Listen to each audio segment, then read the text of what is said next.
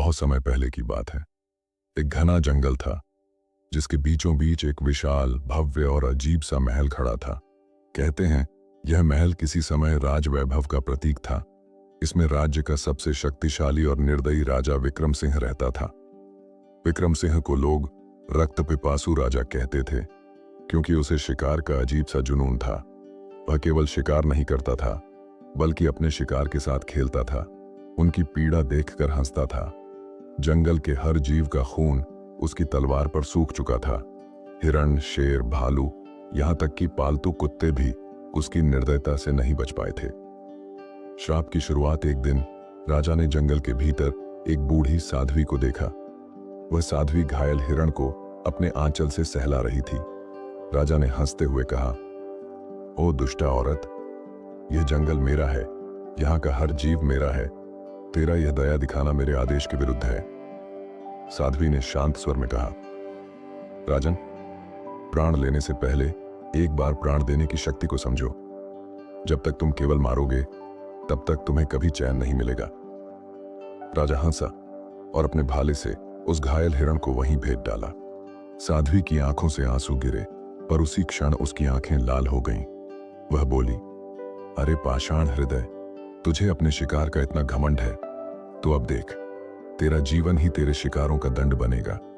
आज से तू मानव नहीं रहेगा, तू वही बन जाएगा जिसे तू मारता आया है। और उसी क्षण महल की नींव हिल गई। आकाश से बिजली गिरी और राजा का चेहरा विकृत होने लगा। उसकी नाखून पंजों में बदल गए, उसकी आंखें अंगारों की तरह चमक उठीं, उसकी देह से अजीब बाल निकलने लगे। राजा चीखने लगा, लेकिन उसकी चीखें दहाड़ों में बदल गईं। देखते ही देखते वह अर्ध मानव अर्ध जानवर बन गया। जानवरों का महल श्राप का असर केवल राजा तक सीमित नहीं रहा। महल के हर कोने से अजीब आवाजें आने लगीं। राजा के नौकर, सिपाही और दरबारी सब अपने अपने भीतर के सबसे भयानक जानवर में बदल गए। कोई सांप बन गया, कोई उल्लू, कोई लकड़बग्घा। कई तो ऐसे थे जो आधे इंसान और आधे जानवर थे। चेहरा इंसान का, शरीर किसी जानवर का। रात होते ही पूरा महल जानवरों की खौफनाक चीखों से गूंजने लगता। कहीं से कुत्तों का झुंड हुआ हुआ करता, कहीं उल्लुओं की आवाज गूंजती, और बीचों बीच राजा की दहाड़ पूरे जंगल को कंपा देती। कहा जाता है कि वह महल अब जीवितों का घर नहीं बल्कि प्रेत प्राणियों का बसेरा बन गया। लोगों का डर गांव वाले महल से मीलों दूर रहते। कहते हैं अगर कोई गलती से भी महल के करीब चला जाए तो लौटकर कभी जीवित नहीं आता। जो लौटते भी थे उनकी आंखें सुनी हो चुकी होती, जैसे उन्होंने ऐसा भय देखा हो जिसे शब्दों में नहीं कह सकते। लोगों का कहना था कि आधी रात को महल की खिड़कियों से झांकते हुए अलग अलग आकार दिखाई देते। किसी खिड़की पर सिंह जैसी आंखें चमकती तो किसी पर लंबी जीभ बाहर निकलती। महल से आती गंध भी अजीब थी, सड़ी हुई लाश और खून की मिली जुली बू। महल में कैद आत्माएं। श्राप की सबसे भयानक बात यह थी कि राजा जिन जानवरों को मार चुका था उनकी आत्माएं महल की दीवारों में कैद हो गईं। हर रात जब हवा तेज चलती तो उन आत्माओं की चीखें दीवारों से बाहर रिसतीं। लगता जैसे पूरा महल खून के लिए पुकार रहा हो। कभी कभी गांव वाले कहते उन्होंने महल की दीवारों से खून रिसते देखा है। लाल धाराएं धीरे धीरे नीचे टपकती और जमीन में समा जाती। आज भी कहते हैं कि वह श्राप अब तक टूटा नहीं है। राजा विक्रम सिंह अब भी वहीं है, अपने जानवरों के बीच। पर अब वह केवल जंगल का शिकार नहीं करता, कभी कभी इंसानों को भी अपनी शिकारगाह में खींच लेता है। कई साहसी लोग उस महल में घुसने गए, खजाने की लालच में या श्राप को तोड़ने के लिए, लेकिन अब तक कोई वापस नहीं आया। रात के अंधेरे में अगर कभी तुम उस जंगल से गुजरोगे तो दूर से वह महल दिखेगा। उसकी टूटी खिड़कियों से चमकती आंखें तुम्हें देख रही होंगी। और अगर गलती से तुमने एक बार राजा की दहाड़ सुन ली तो समझ लो तुम्हारी आत्मा भी उसी महल की दीवारों में कैद हो जाएगी। गांव से कुछ ही दूरी पर उस महल की परछाई दिखाई देती थी। लोग वहां जाने का नाम तक नहीं लेते थे। लेकिन एक दिन गांव में अर्जुन नाम का एक युवा यात्री आया। उसकी आंखों में जिज्ञासा थी और मन में साहस। उसने सुना कि महल में सोने चांदी का खजाना छिपा है। गांव वालों ने उसे रोका। पागल हो गए हो क्या? वहां गए तो कभी लौट नहीं पाओगे। लेकिन अर्जुन हंसा। भूत प्रेत कहानियां डरपोकों के लिए होती हैं। मैं जाकर सच सामने लाऊंगा। महल की पहली झलक अर्जुन जैसे जैसे जंगल के भीतर बढ़ा, हवा भारी होने लगी।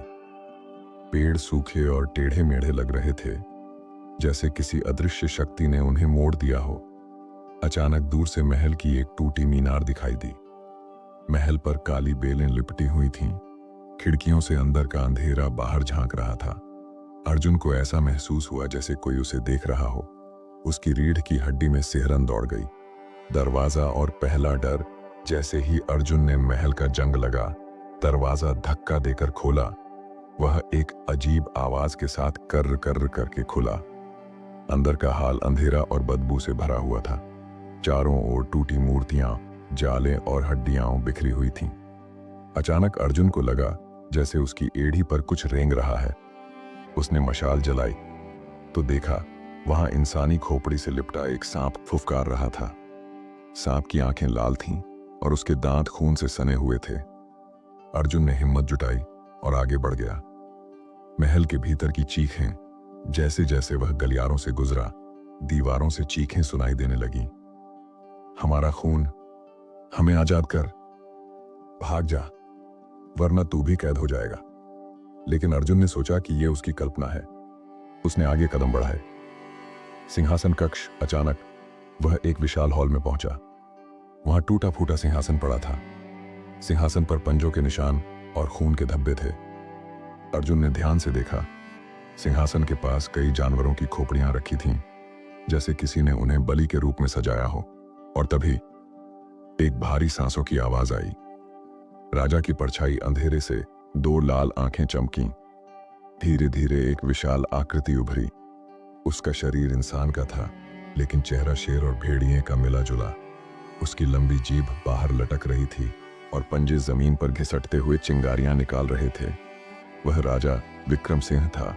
उसकी आवाज गूंजी, कौन है जो मेरी नींद तोड़ने आया है?